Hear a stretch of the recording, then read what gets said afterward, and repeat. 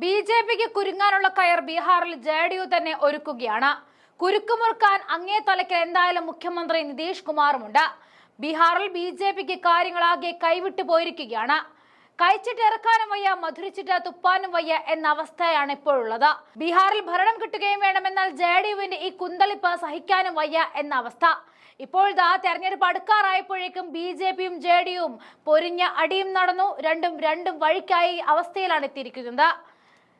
ഇന്ന് കണ്ടവനെ നാളെ ഓർക്കാത്ത മുഖ്യമന്ത്രിയെ മുന്നിൽ നിർത്തിക്കൊണ്ട് ബി.ജെ.പി കളിക്കുന്ന ഈ മണ്ടൻ കളി അതവർക്ക് തന്നെ പാരയായി എന്ന് പറഞ്ഞാൽ മതിയല്ലോ. നിതീഷ് കുമാർ ഏകപക്ഷീയമായി ആദ്യ സ്ഥാനാർത്ഥിയെ പ്രഖ്യാപിച്ചതിന് പിന്നാലെയാണ് തർക്കം തുടങ്ങിയത്. രാജ്പൂർ സീറ്റിലേക്കുള്ള സ്ഥാനാർത്ഥിയാണ് നിതീഷ് കുമാർ പ്രഖ്യാപിച്ചത്. ബി.ജെ.പിയേക്കാൾ ഒരു സീറ്റ് അധികം വേണമെന്ന് ജെ.ഡി.യു ആവശ്യപ്പെട്ടതിന് പിന്നാലെയാണ് ഇത്തരമൊരു നീക്കം. ബക്സറിൽ നടന്ന പാർട്ടി യോഗത്തിൽ മുതിർന്ന ബി.ജെ.പി നേതാവും ഉപമുഖ്യമന്ത്രിയുമായ സാമ്രാട്ട് ചൌധരിയിലെ വേദിയിൽ ഇരുത്തിക്കൊണ്ടാണ് നിതീഷ് സ്ഥാനാർത്ഥി പ്രഖ്യാപനം നടത്തിയത്. എസ്.സി വിഭാഗത്തിന് വേണ്ടി സംവരണം ചെയ്ത രാജ്പൂർ മണ്ഡലത്തിലെ സ്ഥാനാർത്ഥി ജെ.ഡി.യുവിന്റെ സന്തോഷ് കുമാർ നിരായിലായിരിക്കുമെന്ന് നിതീഷ് പ്രഖ്യാപിക്കുകയായിരുന്നു. ഞങ്ങളെ പിന്തുണയ്ക്കേണ്ട ജോലി ഇനി ജനങ്ങൾക്കാണ്, അതുകൊണ്ട് ഇവിടെ നിന്നും ഒരു നിരാലയെ ജയിപ്പിക്കണം. നിതീഷ് കുമാർ പറഞ്ഞത് ഇപ്രകാരമാണ്. ഇതാണ് ബി.ജെ.പിക്ക് കലിതുള്ളാൻ കാരണമായത്. കഴിഞ്ഞ നിയമസഭാ തെരഞ്ഞെടുപ്പിൽ കോൺഗ്രസിന്റെ വിശ്വന്ത് റാമിനെതിരെ തോറ്റ സ്ഥാനാർത്ഥിയാണ് മുൻ മന്ത്രിയായ നിരാല. എന്നാൽ നിതീഷിന്റെ പ്രഖ്യാപനം തള്ളിക്കൊണ്ട് ബി.ജെ.പി രംഗത്തേക്ക് വന്നു. 1990കളുടെ മധ്യത്തിലാണ് 51കാരനായ നിരാല തന്റെ രാഷ്ട്രീയ ജീവിതം ആരംഭിച്ചത്. ബീഹാറിൽ 2 തവണ മന്ത്രിയായ സേവനം അനുഷ്ഠിച്ചിട്ടുണ്ട്. 2014നും 2017നും ഇടയിൽ SC/ST വകുപ്പും 2017നും 2020നും ഗതാഗത വകുപ്പും ഭരിച്ചു. എൻ.ഡി.എയുടെ ഘടകകക്ഷിയായ ചിരാഗ് പസ്വാന്റെ പാർട്ടി കൂടുതൽ സീറ്റ് ആവശ്യപ്പെട്ടത് രംഗത്തേക്ക് വന്നതും ബി.ജെ.പിക്ക് ഇതിനു മുൻപ് കനത്ത അടിയാണ് കിട്ടിയത്. അതിനുശേഷമാണ് നിതീഷ് കുമാറും ഇപ്പോൾ പ്രതിരോധം തീർക്കുന്നത്.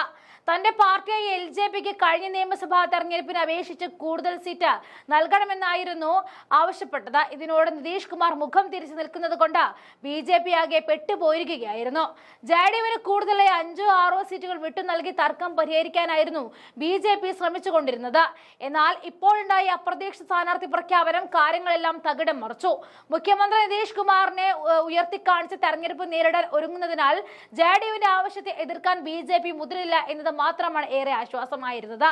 2020 നിയമസഭാ തെരഞ്ഞെടുപ്പിൽ ജെ.ഡി.യു 115 സീറ്റിലാണ് മത്സരിച്ചത്. 43 സീറ്റിൽ അവർക്ക് ജയിക്കാനായി. 110 സീറ്റിൽ മത്സരിച്ച ബി.ജെ.പി 74 സീറ്റിൽ ജയിച്ചു. ലോക് ജനശക്തി നേതാവും കേന്ദ്രമന്ത്രിയുമായ ചിരാഗ് പസ്വാന്റെ അവകാശവാദമാണ് എൻ.ഡി.എ സഖ്യത്തിന് ഇപ്പോൾ കീറാമുട്ടിയായിരുന്നതും. ചിരാഗ് 40 സീറ്റ് ആവശ്യപ്പെട്ടിരുന്നു. 20 സീറ്റിൽ കൂടുതൽ നൽകുവാൻ ജെ.ഡി.യു തയ്യാറാകാത്തതും അടിപൊട്ടാൻ കാരണമായി. കഴിഞ്ഞ നിയമസഭാ തെരഞ്ഞെടുപ്പിൽ ഒറ്റയ്ക്ക് മത്സരിച്ച എൽ.ജെ.പി ഒരു സീറ്റ് മാത്രമേ ജയിച്ചുള്ളെങ്കിലും പല സീറ്റുകളിലും ജെ.ഡി.യുവിന് തോൽവിക്ക് കാരണമായിരുന്നു. മുൻ മുഖ്യമന്ത്രി ജിതിൻ റാം മാഞ്ചിയുടെ ഹിന്ദുസ്ഥാൻ ആവാം മോർച്ച, ഉപേന്ദ്ര കുഷ്വാഹയുടെ രാഷ്ട്രീയ ലോക് മോർച്ച തുടങ്ങിയ സഖ്യകക്ഷികളും വലിയ അവകാശവാദങ്ങളുമായിട്ടും പ്രതിരോധം തീർത്ത് രംഗത്തേക്ക് വരുന്നുണ്ട്.